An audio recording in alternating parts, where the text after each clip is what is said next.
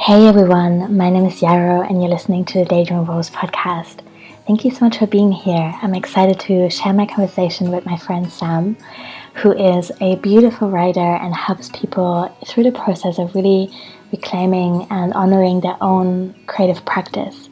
We've been in a mastermind together for the last 2 years, and so I know a lot about her, and it's been really, really cool to speak to her in a just different capacity.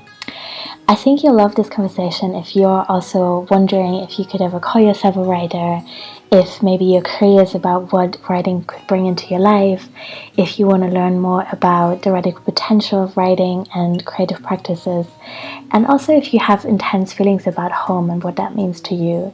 Maybe you've lost a home, or maybe you're really wishing for one that isn't quite there yet, or maybe you're just super excited and happy about the one that you're in right now. But I think home and finding home and reclaiming a sense of worthiness is something that we all benefit from. And so, yeah, really excited to share this episode. A small announcement from me, the DIY Business Collective is now open for enrollment. So I've been talking a little bit about the giveaway I've been running the last few weeks, and it's finally here. Until August 10th, I'm running a kind of pre-sale early bird situation where you can get lifetime access for $220. So that's lifetime of the whole program, which is many years to come. And it's really just a lot richer than it was in the beginning. I started teaching this program last year. I've built a really beautiful community over on Mighty Networks. There's over 60 people already in the program. But what I heard sometimes is that people needed more support to actually implement everything that they learned in the course. And the course itself has also become a lot more comprehensive. So it's 10 modules now that really teach you everything from creating software systems to building a newsletter list to self-care for entrepreneurs and social media strategies and all these things that can so easily become really, really overwhelming when you're starting a business. And then in addition to that, there's monthly group coaching calls, monthly live workshops, weekly journaling prompts, which I really love, and quarterly business planning workshops. We're digging a lot deeper, and we're kind of splitting the year up a little bit, and so we're creating more tangible, more achievable goals that way, with the support of a community. I'm so grateful, to be honest, for Mighty Networks, because I really wasn't excited about running a community on Facebook anymore, and this space is just really great. There's an app as well. You can access the course from anywhere. You can set up your profile exactly the way you want. You can share and connect with people. You can ask for feedback for whatever it is that you're currently working on, and that's something I'm really proud to offer, and I feel it's really affordable for what it is. So check the link out in the profile if you're interested, and let me know if you have any questions at all. And now I'm going to let you enjoy today's podcast episode. Bye. Hi everyone, welcome to the Daydreaming Wolves podcast. I'm really excited to speak to my friend Sam today. We are having a conversation about writing and life and relationships, and I'm really excited to introduce her to introduce you to her work, is what I'm trying to say. I've known Sam for more than 2 years, and it's been so beautiful to see her business unfold and to see all the wealth that she's bringing to creative work. She's a beautiful writer herself, and she helps tons of people finally bring creative projects to life that have sometimes been, sleeping inside of them for years and years. I know I'm one of those candidates, and I'm just really glad to know Sam. She's just such a wonderful person. We've been part of a mastermind together in the last 2 years, so we know each other's businesses intimately as well. And I am excited today to have a different kind of conversation with her, and to also bring it to you, because I think lots of you guys will really love her work as well. So Sam, thank you so much for being here and for doing such beautiful work. Do you want to begin by telling us who you are and where you are in the world? Yes, well, thank you, Yarrow, for having me. I'm really glad to be here with you. So I'm Samantha Wallen, and I am the founder of Write in Power, which offers transformational writing programs, workshops, circles, retreats. And I'm a writer myself, and so I really focus on just helping other people with that process. Obviously, we'll get more into that, but really supporting, really writing as a deeper journey, not just the creation of a product, although I do help people create their books. And as you said, unearth the sleeping creative project that has been inside them for years. And I am in Mill Valley, California in the United States. And do you want me to say more about the place? Yeah, sure. Maybe tell Yeah. us a little bit more about what nature is like around you this time of the year to kind of ground the conversation a little bit more. I always love imagining where people are. Yeah, so I am just outside San Francisco in the San Francisco Bay Area. And right now, which is actually unusual for right where I live, because there's microclimates all over in this area. So you can literally, go 5 miles from my house and have a temperature change of like 30 degrees, which has always been astonishing. So right now the sun is out. I can see the Pacific Ocean. I'm above the 1,000-year-old 150 to 250 foot tall redwood trees of Muir Woods National Park. It's right in my backyard, which is such a gift. And I'm at the base of what's called Mount Tamalpais, which is the one lone kind of mountain here in right around at least this area. And it's the Miwok people were the ancestral people of this area, the coastal Miwok. And it's just a really enchanted place that has calla lilies that grow, manzanita trees, the redwood trees, and lots of lush flowers. It's one of the most lush places I've lived. And it's full of what I call fairy forests with lots of ferns and lots of little damp, dank, sort of lovely places that I believe fairies and nature beings live. It's very lovely. Yeah, that sounds incredible. Thank you for sharing. Yeah. So my first question maybe sounds like a little bit of a cliche, but I think it's actually really important and exciting to ask. So I would love to know how you became a writer. Good question. um, I have two answers to that question. The first is that I've always been a writer. As a kid, I was always writing things, in a journal, keeping a journal. As you know, I've said that I often don't know what I'm thinking or really feeling until I have a pen in my hand. So I haven't always done a lot of, specific writing with, fiction or things like that, but I've always used writing as a vehicle for really understanding myself. Goes back to when I got my first Magic Merlin journal when I was probably about 8 years old. It had a picture of Magic Merlin and a unicorn on the back.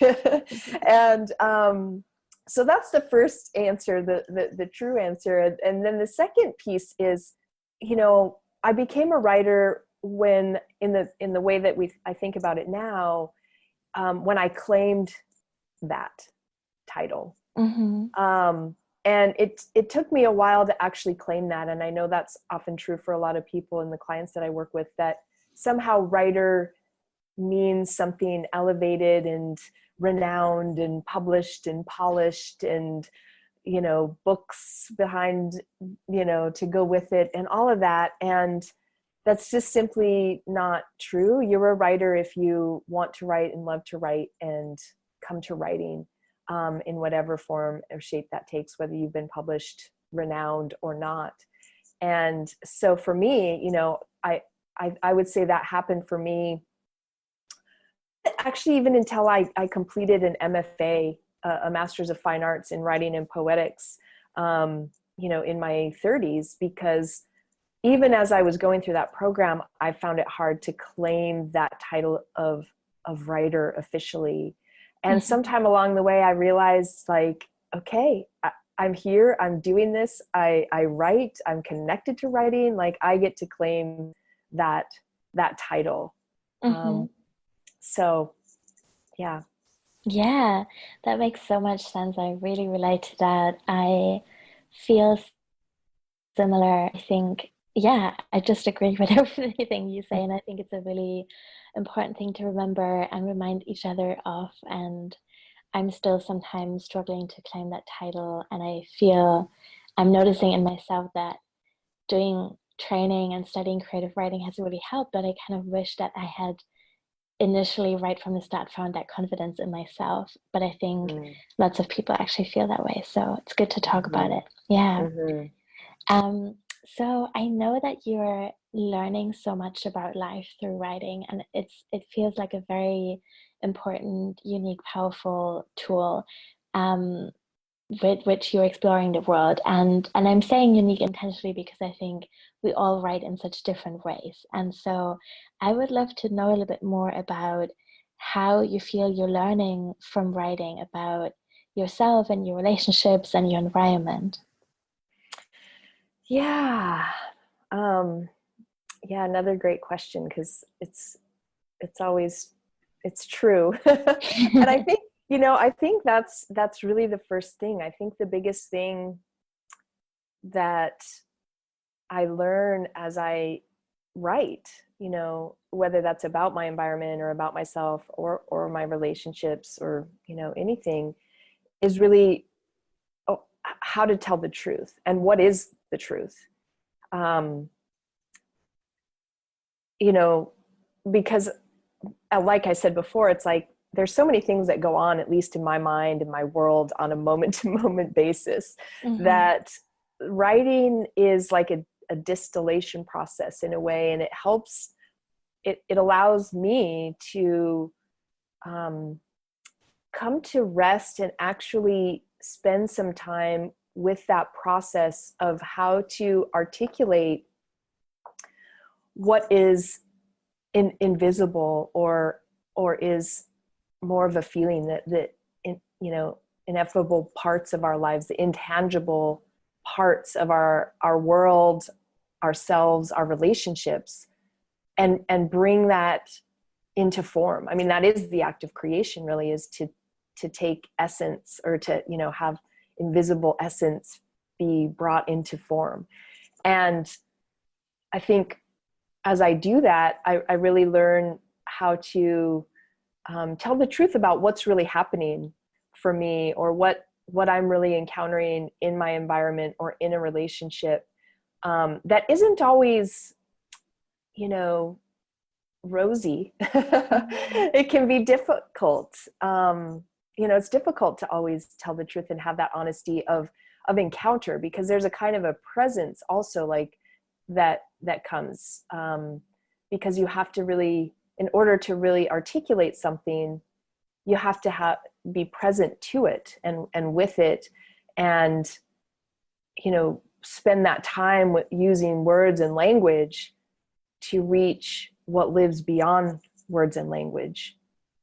And so another piece I think that comes with that is connection and enchantment, being connected to and enchanted with, my environment, or even myself, as I write about myself, or write about other people in my life. Again, I have to be present to what's there and what's real and what's happening, or at least what my experience of that is, and connect to it in a way that I might not otherwise. And with that, for me, and at least what I work to cultivate, is that sense of being in wonder and enchantment and curiosity about it, about my relationships, about my environment, about myself, because it is this continual discovery process, and encountering the aliveness of something, and getting to just really be in relationship with it, and continuing to remember that it's not all about me, it's not all just me. Like there's a whole dynamic web of interrelationships going on, and it's downright fascinating if you if you let yourself be in it and with it, and play in it with words and language. Yes. yes to all of this. I also feel like this practice of really allowing and inviting enchantment and being in this playful creative space with words is so helpful in understanding what our own bullshit is, because reading back to stuff, like you said, it's not all us and it's not all about us, but sometimes we make it up that way, you know? Yeah, yeah. I feel that's such a big theme of my life this year. Like, so much of the pain and struggles I've been experiencing really were so self-made.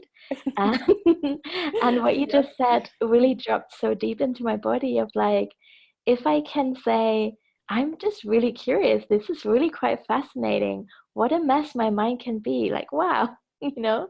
Um, that's really helpful. And writing is such a powerful tool. And it's also something that we can give ourselves. I feel that's so beautiful. I really believe in like being in supportive relationships with other people in formal and informal ways. I love therapy and mindfulness practices and meditation, all that kind of stuff. But at the end of the day, even when I'm really tired, writing is something that I can always give myself. And I'm so grateful for that. Mm. Yes, yes. Mm. um, I've just pausing here for a deep sigh. Yeah, yeah. I'm feeling it too. Yeah. So much there. Mhm. Yeah. So I feel like you've covered a lot of ground, and I can really feel why you love writing so much and why you love sharing it with others and helping them in that process. And I wonder kind of where you see the radical potential of writing, and what kind of, when did you come to this place in your life where you knew you didn't just want to write for yourself, but you really wanted to share that practice with other people as well? Mm. Yeah. um, yeah, so the radical potential of writing. Well, I'll first, yeah, I guess I'll speak to um, the the second part of the question first, because I think that Mm-hmm. helps me answer the first part, which is, I came to decide, or yeah, decide that I wanted to do this work with other people. Um, Actually, after I went through, I went through bankruptcy. My family and I went through bankruptcy and foreclosure in 2008, 2009 during the Great Recession um, here in the United States. And we ended up moving from Boulder, Colorado to California, to where I am now. And it was just a really challenging time and process. And mostly it was, well, I'll give some specific here Mm-hmm. because I think it helps elaborate on what I want to Yeah. say. And so when we moved here, we ended up in a rental house here in the same area that I live right now. I am currently renting, but it was a different house. And very quickly into this situation, we realized that our landlord was really an emotionally and mentally unstable man who lived right next door and really wanted a lot more from us than just to be his tenants. Oh shit. Yes, exactly. And my kids at the time had just, gone through this whole process and changed schools and were 9 and 13. And we realized we needed to find another place to live because this just wasn't going to work out for us. And it's really difficult in this area because it's extremely expensive. It's one of the most expensive places in the country to live here. And, oddly enough, that's where we landed after bankruptcy, but we'd found something that worked, but lo and behold, it wasn't going to work. And we ended up finding another house that we thought was going to work for us and keep our kids in the same school district that they just moved into. And basically they needed to call our landlord due diligence, and they'd all but approved us. And then after they talked to the landlord, they called back and said, no, I'm sorry, we just, Oh. there's just too many unknowns. And for me, it was that point where I really felt the loss of everything up Mm-hmm. to that point in my life around home. And it's a deeper story for me that I won't go into the details, but my journey of home and what that meant. And I literally collapsed on the ground and was just crying and just felt this devastating loss in that moment, because and I said out loud, like, but we're worthy, like we're valuable. I'm worthy. I'm valuable. Like, why can't you see that? Mm-hmm. And I got up. What pulled me up off the floor was this desire to actually write into what I knew to be true about value, about my own value in that moment, that I was valuable, and that every single person alive has value simply because they're alive and not because of what their credit looks like or what they own or don't own. And I wanted to convey that in a deep way to people, especially because at that time, 4.5 million people were just about to, or in the process of going through that same experience in some form or another in this country. And so from there, I began to work on my own story and my own book around value and foreclosure and all these things. It's actually then that I discovered that the root of the word mortgage literally means death pledge. Mm-hmm. Wow. And I found that fascinating. Talk about the curiousness, the curiosity and wonder of things. Yeah. And I laughed and was like, of course that's what it means, Mm-hmm. Mm-hmm. But so through that process, I thought, I'd like to help people who also were going through this process really reconnect to their own sense of value, particularly because, the idea of the American dream up to that point really was homeownership. That was like the epitome of it. Mm-hmm. And if so many people losing that sense of, value in the context of society, I thought, well, I'm going to help people kind of reestablish their relationship to what their value is and what that means to them, Mm-hmm. especially those going through home loss. Well, that really wasn't so much a viable business idea, kind of with people having resources to, really dedicate to that process who are going through financial struggle and hardship. Mm-hmm. But what I realized is that I'd always been, leading writing workshops here and there, and it was always this passion of mine. And something clicked, and I realized that that's my story, but everyone's got a story. Mm-hmm. And when I wanted to help people really discover and go deep into the value of their own story. And the second component to this is in terms of the radical potential. And this is what happened for me, is that when you engage in committing to that bigger project, like you said, or your book, and I call it your living book, but it's that intention to actually write and name your story and the value that it brings and that you want to share with the world. You embark on a journey of deeply embodying something that but you haven't fully lived into and embodied in your life. Mm-hmm. It's an your book is an invitation for that. And it's radical because, like, for me, like, I knew that I wanted to say everyone has value because they're alive. Like, I knew that deeply on some level, but the truth is I had not fully embodied that for myself in my own life, really.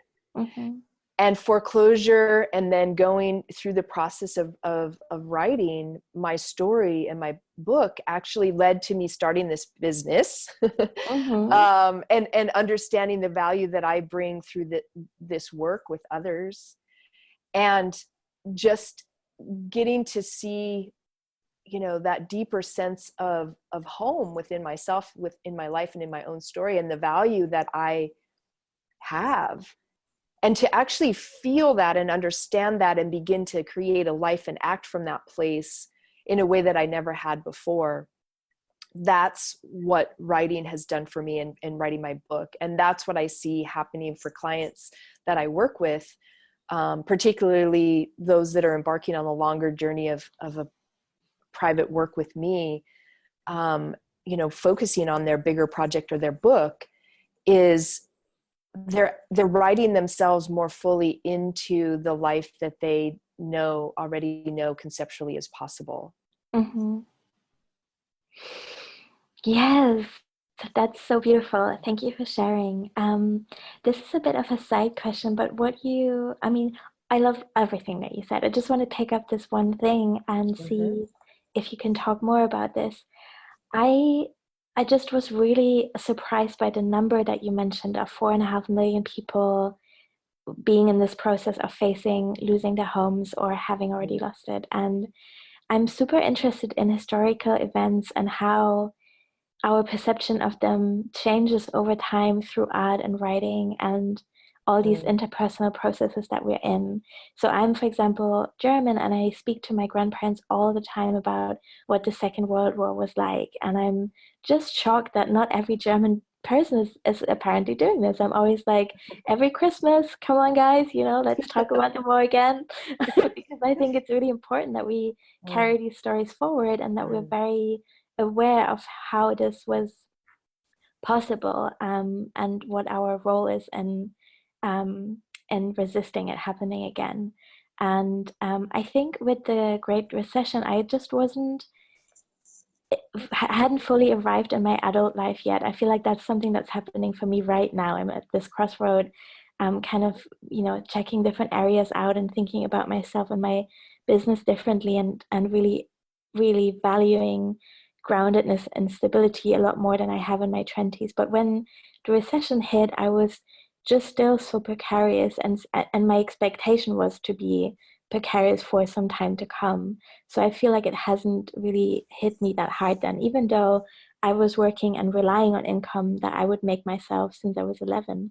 But I was just like, you know, and I had health insurance in Germany, so that was very lucky. And I would just love to hear a little bit more about what your lived experience of that was collectively. Maybe that's a strange question of like, how would you tell that story of what that felt like collectively to someone who wasn't there? Mm. Well, I think first off, that's what I hoped, when my memoir does, for Yay! one. That is At exciting. least through one individual, but I think through my, I think that's part of this other power is like through one individual story, we change even the larger narrative of Mm-hmm. what we might think of collectively. Mm-hmm. um, because there were a lot of different experiences of that too. Like there's a movie I saw a few years back called 99 Homes, and it was kind of an obscure independent film, but it actually was a film that really documented some of the really horrible sides of the foreclosure process and people literally getting kicked out of their homes, and living on the streets or in the cars, and just awfulness, and the profiteering that came off of that. And even as I went to watch it, I know my husband and I went to, I was like, let's go see this movie. And then we got in there, and like the first 5 minutes, both of us are like ready to throw up and feel sick to our stomachs. And Mm-hmm. why did we come to this movie? Mm-hmm. But I think, yeah, I guess ask me the question again, because I want to speak to what you're asking, and I don't want to just trail off. So you, You're super welcome to trail off as well, but I will also ask the question again and then see yeah, where you want to trail. Um, okay. I think I'm just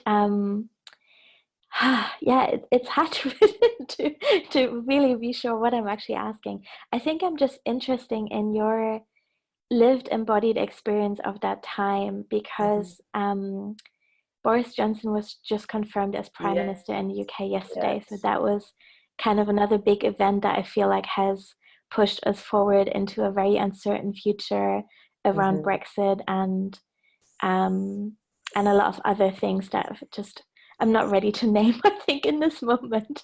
But yeah, so I'm just kind of in the space where I'm acknowledging, like, yeah, I mean, humans have through times always lived through the most unimaginable things, Hmm. and Hmm. how we use art and storytelling and writing to process that is so powerful. And I would Yes. just love to hear a little bit more about what your experience of that time was and how Mm-hmm. writing has helped you through it. Yeah, yeah. Well, I'll say that like it's the only thing that Mm-hmm. helped me through it in a way that actually deny,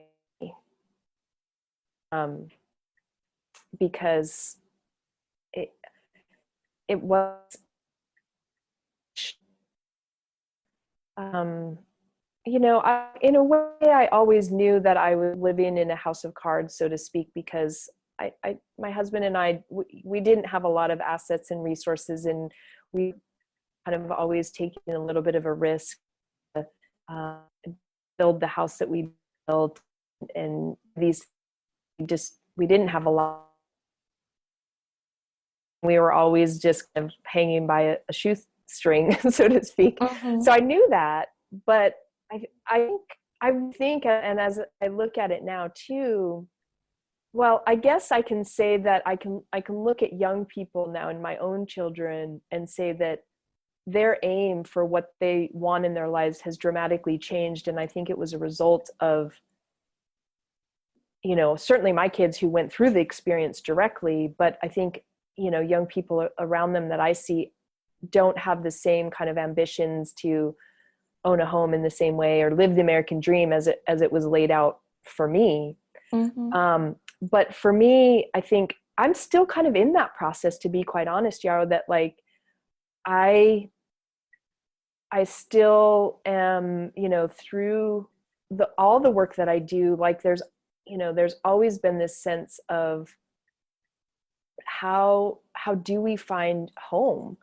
This is the heart of, even as I work with people. And it's funny because a lot of the people that end up coming to work with me, speak to this on some level, and I say, okay, yes, this is the right person to come and work with me in terms of their writing and their journey. Is like, how can the telling of your story and writing of it, which was the case for me, be a pathway back home to yourself, and the way that then that impacts the larger society, I think, is it empowers us around our own narrative, for one, and what that really is and what it means. So for example, like one of the things that, like looking up the root of the word mortgage for me, so much of what I initially thought my book was about, it's kind of shifted, but this comes into play in the book, is going into the root economic terms. So the terms I chose were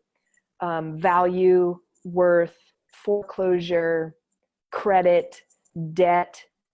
There's a few more, but those were kind of primary. And I began to actually explore those through writing and language in order to understand how I now could feel empowered in relationship to those, because I certainly felt completely disempowered within this culture and within that recession that happened. And these ideas of like being a defaulted person, which is what I was told when we were turned down rental house, is like, these implications are much bigger than just, an individual. They're other people, and they're how we make decisions about where and how someone can live. Yeah. And I wanted to, at least for myself, reclaim those terms in a way that I could find a sense of myself in them again, or in a way that didn't feel like I was diminished somehow, and that I didn't belong anymore, and that I wasn't credit worthy, and I wasn't worth, renting a home to. And, and this is actually how, there's a writing exercise, which I'll mention, that is my free gift. If anyone would like to have it, I call it the one word, or the power of the word exercise. And that's at my website, writeandpower.com/free gift. And it's literally the method that I used to begin to unearth like my own relationship to these terms, and how I could re-empower myself. So again, laughing at mortgage meaning death pledge was one of those moments. The word credit, which is such a huge thing, and in this country for sure too, or in the Western world. And the root of the word credit means to trust in the truth. something. Mm-hmm. And like the root of the word worth means to become. The root of the word debt means to have away or to give yourself away. And so for me, I was really trying to use language and art and creation in my own story to write myself back into the narrative in a way that wasn't just about me being a bad person who had failed at my ability to pull myself up by the bootstraps and, live the American dream. Even though we know on some level, I did a lot of reading at that time about the realities of the banks and the decisions that the banks were making to, basically make money and cause this to happen. Yeah. thinking that it was, this housing, was never going to crash. Mm-hmm. And that just wasn't true. So I know I've said a lot there, but I think I'm still working with it. And I think by more and more people writing their stories and their books, like we get to change the narratives that society gives us that actually are wrong or that actually don't include us anymore. That telling of our own story and the making the meaning of it and writing the narrative that we know is true or that we need for ourselves is actually a radical act of resistance against those larger narratives that we are told are true in this day and age and that are twisted, Mm-hmm. Yeah. To in total untruths. Yeah. Does that answer your question? Yes, it really does. I'm really glad I asked it. Thank you. No, it really does. I have a few more. I know that we don't have a ton of time left, but Yeah, I could talk to you forever, and I hope that maybe you'll come on the podcast again. But absolutely. yay! So, what do you wish everyone who wants to start writing but feels a little bit shy knew? I would say first off that one, you absolutely have something valuable and important to say and share, and that you have, Liz Gilbert said this once, and I always come back to it, and I think it's powerful that you never have control how you exist in other people's imaginations. And that's always going to be true about writing and sharing your writing. And so, the motivation can't be about that. It has to be that place of really taking that step toward your deep intimacy with your own self, your own life, your own, longing to share something and express something through you, because it is valuable and it's unique, and it won't ever be here in this way expressing itself through you, like that Martha Graham quote. Mm-hmm. You're the unique, there's only one of you in all time and space. And so you just need, do it. If you're feeling called to do it, like that deeper desire, I think is, means you're meant to do it. And again, the root of words, which I love, like desire, if you have the desire to write, the root of the word desire means of the light or of the stars, that there's something deeper in you that is longing to be seen and felt in this world. And it's going to find those, those who need it, but only if you actually take that risk and be visible with it and do it.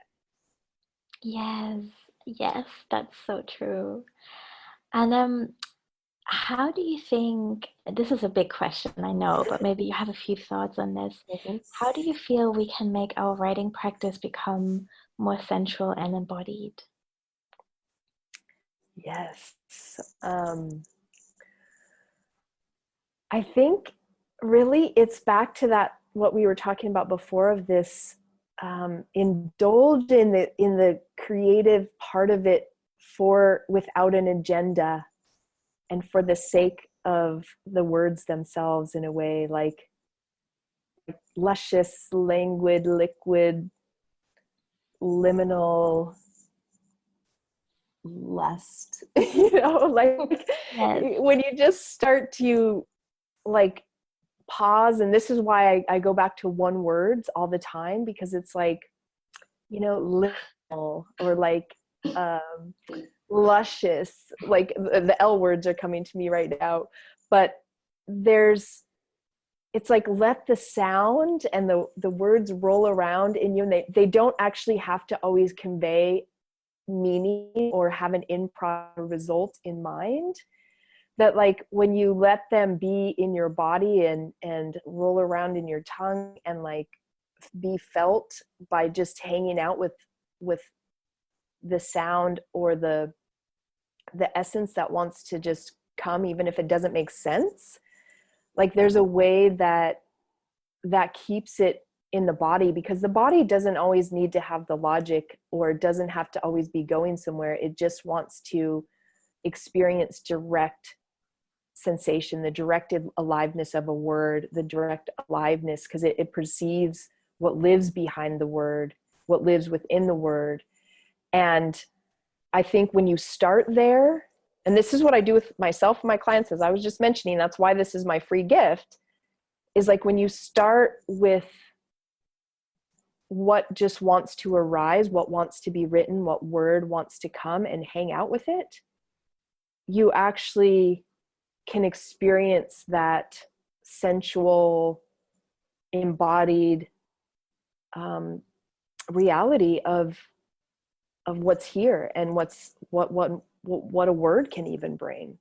Mm-hmm. And so it's starting small, right? Because we always want to bite off the biggest hunk and like see our published book at the end. Well, a book only comes one word at a time.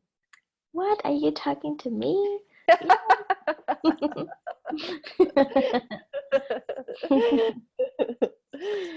Yeah.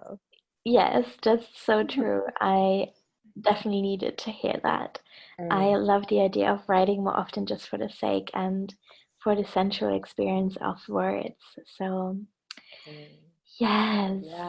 Yeah, and you just have to start there. Like that's the Mhm. motivation piece, honestly, Yarrow. Like you start there, and then there'll be a time that comes when you begin to see the direction that something wants to take, and you begin to then make choices about crafting and refining it. But you can't do that.